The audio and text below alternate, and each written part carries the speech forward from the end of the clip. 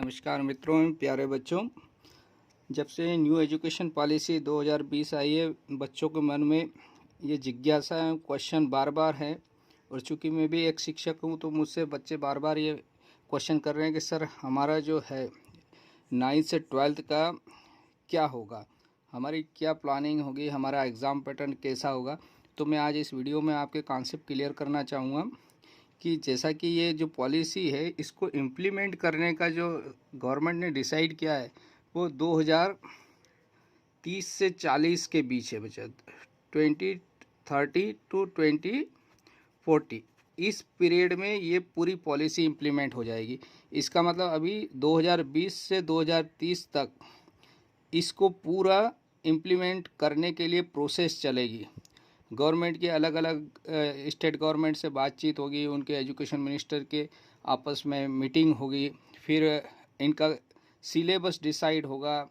NCERT को अभी कहा गया कि वो सिलेबस इसका बनाए, जो पॉलिसी बनाई उसके अकॉर्डिंग वो सिलेबस तैयार करने के लिए एनसीईआरटी को कहा गया। और जब भी कोई भी नया सिलेबस आता है तो वो सबसे पहले प्राइमरी क्लासेस से शुरू होगा। तो आपका ऐसा नहीं कि 10th में या 9th में डायरेक्ट सिलेबस आ जाएगा, लेकिन कुछ माइनर चेंजेस है वो ज़रूर होंगे। लेकिन मेन पॉइंट आपको मैं बता देता हूँ। अभी जो बच्चों में मेन जिज्ञासा है कि सर हमारा 9th-10th में क्या होगा, तो अभी 9th-10th में कुछ नहीं होने वाला। 2021 में 2019-20 में जैसा एग्ज़ाम हुआ था लगभग 99% वैसा ही एग्ज़ाम होना है। माइनर चेंजेस ये हो सकता है कि आपका एमसीक्यू बेस्ड क्वेश्चन ज़्यादा बढ़ सकते हैं, छोटे छोटे क्वेश्चन आपके शॉर्ट आंसर वाले क्वेश्चन जो है वो आपको आ सकते हैं, है ना। नॉलेज बेस्ड एग्ज़ाम होने वाली आने वाले समय में। तो इस साल आप बिल्कुल चिंता मत करिए, जैसा आप पढ़ रहे हैं उसी के अकॉर्डिंग आप अपनी तैयारी जारी रखिए। अब मैं आपको थोड़ा एजुकेशन पॉलिसी के बारे में शॉर्ट में समझा देता हूँ। तो न्यू एजुकेशन पॉलिसी जो है 5+3+3+4 इसको नाम दिया गया है, जो कि 10+2 के स्थान पर लाई गई। पहले 1 to 10 पढ़ते थे, फिर 11-12 में सब्जेक्ट अलग अलग सिलेक्ट कर आर्ट, कॉमर्स और साइंस के हिसाब से हम पढ़ते थे 2 में। लेकिन अब आपको सब्जेक्ट का सिलेक्शन करना है। यहाँ पर 5-3-3 यानी 4 जो है 9 to 12 है। तो अब 9th में ही आप सब्जेक्ट का सिलेक्शन करेंगे। जब से ये इम्प्लीमेंट होगी तब से, अभी आज वर्तमान में लागू नहीं हो रही 2021 में। अब आगे आते हैं। तो पहला है 5 क्या है, तो 5 ईयर जो है वो है बाल वाटिका, वो फाउंडेशन स्टेज भी बोलते हैं इसको। बाल वाटिका इसलिए कह दिया गया है, इसमें नर्सरी, एलकेजी और यूकेजी ये 3, अभी तक फर्स्ट से 10+2 में फर्स्ट से माना जाता था, 1 to 10। अब यहाँ पर आपको ये जो 5 दिया है, 5 में 3 क्लासेस कहाँ से शुरू होगी। बच्चे को अब 3 साल की उम्र में ही स्कूल भेज दिया जाएगा, आंगनवाड़ी भेज दिया जाएगा। बाल वाटिका गवर्नमेंट 3 साल की उम्र से ही उसको सिखाना शुरू कर देगी। तो ये बाल वाटिका कहलाएगा नर्सरी, एलकेजी, यूकेजी। और फाउंडेशन स्टेज में आपका फर्स्ट और सेकंड क्लास आ जाएगी। फिर उसके बाद आता है प्रिपरेटरी स्टेज, ये 8 ईयर टू 11 ईयर के बच्चों के लिए है। इसमें 3rd, 4th और 5th क्लासेज आएगी। इसमें आपको मदर टंग में पढ़ाया जाएगा पूरा। अभी तक जो इंग्लिश मीडियम का बोलबाला था उसको सरकार का ये है कि ये इसको थोड़ा मिनिमाइज़ किया कर, बच्चों को प्रेशर न देते हुए उनको अपनी होम लैंग्वेज में सीखने का मौका देना है। तो होम में मदर टंग या लोकल लैंग्वेज जो भी है, जो उनको अच्छी लगती है बच्चों को, उसके हिसाब से वो फ्री होकर पढ़े, अपनी भाषा में पढ़े। तो जो बुक्स आएगी अब एनसीईआरटी सबकी लोकल भाषाओं में, यानी जो मदर टंग है उसके हिसाब से वो उनकी बुक्स जो है एनसीईआरटी की वो अवेलेबल करवाने की पूरी कोशिश है गवर्नमेंट की। इसमें बच्चों को म्यूज़िक डिस्कवरी, है ना, एक्टिविटी बेस्ड, है ना, जो बच्चों को जो ऑलराउंड डेवलपमेंट होता है गेम्स के माध्यम से उनको सिखाया जाएगा। यानी रटना उसको हटा दिया गया, रटन विद्या हटा दी गई है बच्चों। नेक्स्ट आता है मिडिल स्टेज बच्चों। मिडिल स्टेज में 6th, 7th और 8th क्लास को शामिल किया गया है ना। ये 5 हो गया। फिर 3 में आपका 3rd, 4th, 5th आ गया। फिर अगला 3 में मिडिल स्टेज आता है, उसमें 6th, 7th और 8th को शामिल किया गया है। इसमें experiential learning in the science, math, art, social science and humanities. अच्छा, इसमें कोडिंग टू बी टॉट, यानी इसमें कोडिंग शुरू कर दी जाएगी। कंप्यूटर का ज्ञान जब से इम्प्लीमेंट होगी, आज नहीं है, लेकिन ये ऐसा है कि छठी क्लास से ही बच्चे को वोकेशनल कोर्स शुरू कर दिया जाएंगे, उनको कोडिंग, कंप्यूटर नॉलेज है ना, कंप्यूटर के बारे में डिटेल नॉलेज दिया जाएगा। और गवर्नमेंट का ये पॉलिसी कि इंटरनेट से संबंधित जितने भी है नॉलेज है बच्चे को हो जाए, इसलिए टैबलेट है, लैपटॉप है, इनका पूरा ज्ञान करवाया जाएगा आने वाले समय में। अभी तक माँ बाप टैबलेट और इंटरनेट और मोबाइल से दूर रखने के लिए बच्चों को बोलते थे, लेकिन अब वो सीखने के लिए गवर्नमेंट खुद कंपलसरी करके उनको पढ़ाएगी और पूरा नॉलेज छठी से ही देना शुरू कर देगी। और वोकेशनल कोर्स के लिए भी जैसे ITI होता है, उसकी शुरुआत आपकी छठी से ही हो जाएगी, इंटर्नशिप होगी इसी में।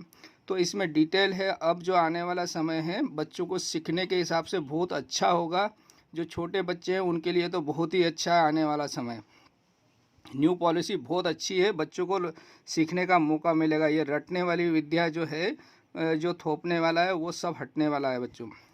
इसके बाद आता है जो हमारे काम का है, जो 9 to 12 वाले बच्चे हैं उनके लिए है सेकेंडरी स्टेज। अब आपको क्या करना पड़ेगा, जब से ये इम्प्लीमेंट हो, आज नहीं, जब से ये पॉलिसी जैसे 2030 से 40 के बीच, तब आपको 9th में ही स्ट्रीम सिलेक्शन करना है। और स्ट्रीम में भी अब बाउंडेशन नहीं रहेगा, है ना। आपको अब क्या रहेगा, जैसे इसमें लिखा multi disciplinary study, greater critical thinking, flexibility and student choice of subject. अब आप है ना साइंस के साथ आप म्यूजिक ले सकते हैं, साइंस के साथ आप कॉमर्स का कोई सब्जेक्ट ले सकेंगे, आर्ट का कोई आपका चॉइस का सब्जेक्ट है वो भी आप पढ़ सकते हैं। यानी आप साइंस से तो दूसरा सब्जेक्ट नहीं ले सकते, ऐसा नहीं है। आपको फ्लेक्सिबिलिटी रहेगी, आपको अपनी चॉइस की स्ट्रीम में चॉइस का सब्जेक्ट सिलेक्ट कर सकते हैं। यानी साइंस के साथ आप आर्ट के सब्जेक्ट भी पढ़ सकते हैं, म्यूजिक भी पढ़ सकते हैं। तो ये आपको सुविधा रहेगी आने वाले समय में। अब आती है 10th और 12th बोर्ड की बात बच्चों। तो बोर्ड एग्ज़ाम में अभी कोई चेंज नहीं, वहाँ पर लिखा हुआ है, जो गवर्नमेंट ने जो अपना PDF जारी किया उसमें board exam to be continued, है ना, कंडक्टेड ट्वाइस। ये जो है कंडक्टेड है twice, one main examination and one for improvement if desire. यानी ये आपका अभी लागू हो सकता है आने वाले समय में, एक आध साल में, कि उसको 2 मौके दिए जाएंगे। एक मेन एग्ज़ाम होगी बोर्ड की, और अगर बच्चा ऐसा कोई सब्जेक्ट वो नहीं देना चाहता, मान लो मैथमेटिक्स उसका अच्छा तैयार नहीं हुआ है, तो वो इम्प्रूवमेंट के लिए अगली बार दे सकता है, उसका सर्टिफिकेट कॉमन मिलेगा, सप्लीमेंट्री वाला सर्टिफिकेट नहीं मिलेगा। यानी उसको 2 मौके मिलेंगे। अगर वो 3 सब्जेक्ट देना चाहता है 2 बाद में दे सकता है, लेकिन अभी इस साल के लिए नहीं है बच्चों ये। फिर बोर्ड एग्ज़ाम, फिर आगे आने वाले समय में सेमेस्टर सिस्टम होने वाला है 9 to 12 बच्चों। इसमें 8 सेमेस्टर होंगे बच्चों, यानी हर 9th में 2 सेमेस्टर होंगे, 10th में 2, 11th में 2 और 12th में 2। सेमेस्टर सिस्टम में ये सुविधा रहेगी आपको कि आपको जो सब्जेक्ट अभी पढ़ना है, आपकी जो प्रिपेयर किया है उसकी एग्ज़ाम दे सकते हैं, अगले सेमेस्टर में भी आप दे सकते हैं। तो सेमेस्टर सिस्टम में बहुत फ़ायदा रहेगा बच्चों को। चॉइस के लिए फ्री रहेंगे, आप चॉइस ले सकते हैं, आपकी प्रिपरेशन के हिसाब से आप एग्ज़ाम दे सकते हैं बच्चों। अब आते हैं 12th के बाद बच्चे क्या करेंगे, उनका कैसा क्या रहेगा। तो उसमें बहुत ज़्यादा बदलाव नहीं, लेकिन बहुत कुछ बदलाव है भी।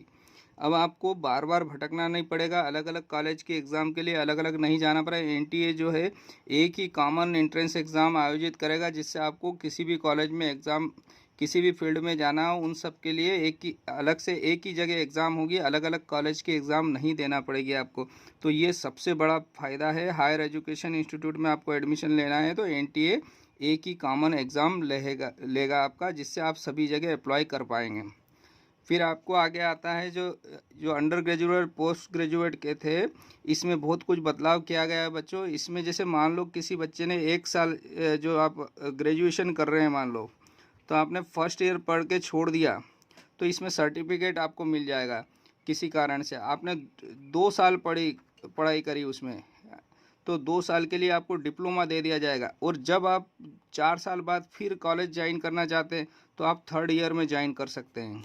तो यहाँ पर आपको ये सुविधा रहेगी। तो ऐसे गवर्नमेंट की पॉलिसी है कि 4 ईयर का जो है डिग्री प्रोग्राम किया जाएगा, जिसमें अगर बच्चा बीच में छोड़ देता है स्टूडेंट, और जब ज्वाइन करेगा 10 साल भी बाद ज्वाइन करेगा, तो उसको 3rd या 4th में जहाँ छोड़ा था वहाँ से कंटिन्यू कर पाएगा। तो ये बहुत बड़ी सुविधा हो गई है बच्चों के लिए कि वो अपनी चॉइस से कभी भी छोड़ सकता है और कभी भी ज्वाइन कर सकता है।